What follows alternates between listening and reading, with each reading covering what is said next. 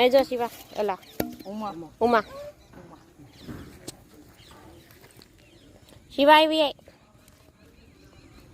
તું હાલે બે જાય એકાદો કુંડું પકડ કુંડું લાવું ખોદું ખરી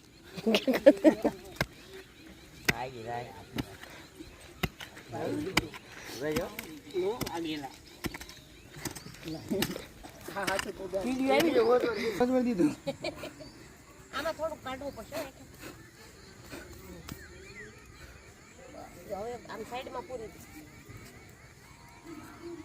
આમ કન્યા કે એઠા કરે આપણે હું ઘુમાલા વિડિયો કરતા ન થાય હાલો બધા એક એક લઈ લ્યો જેટલા ઉપડે એટલા ચાલો જેમ પીનો ખાબો ને શિવ ખોતે જો નમસ્કાર હું વંદના ગોસ્વામી સરકારી ઉચ્ચતર માધ્યમિક અને માધ્યમિક શાળા ખડસલિયાના ક્લાસ 2 ઓફિસર પ્રિન્સિપાલ અમારી શાળામાં પ્રાકૃતિક ગાર્ડનને વિદ્યાર્થીઓની સાથે મળી અને ઉછેરવામાં આવે છે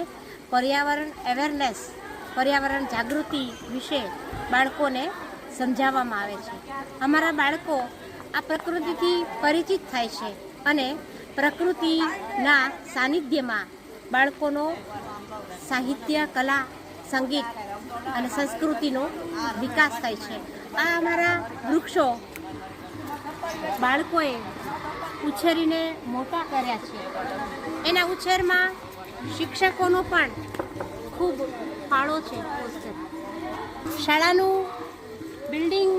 2011માં બનાવવામાં આવ્યું હતું અને હું આ શાળામાં 2020માં ક્લાસ 2 ઓફિસર પ્રિન્સિપાલ તરીકે આવી અને વિદ્યાર્થીઓના સહકારથી આ આખા ગાર્ડનને અમે ઉછેરી અને મોટો કર્યો છે અમારા બાળકો નિયમિત રીતે સ્વેચ્છાએ આ ગાર્ડનને પાણી પાવાથી માંડી અને ગાર્ડનિંગ કરવાનું કામ એ અમારા બાળકો કરી રહ્યા છે દરેક શાળામાં આવું પ્રાકૃતિક શિક્ષણ આવે તો બાળકોમાં આ પ્રકૃતિ પ્રત્યેની જાગૃતિ આવી શકે આપણો ભારત દેશ એ ખેતી પ્રધાન દેશ છે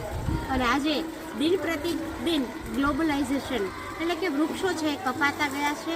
અને ઓક્સિજનની સમસ્યાઓ વધી રહી છે તો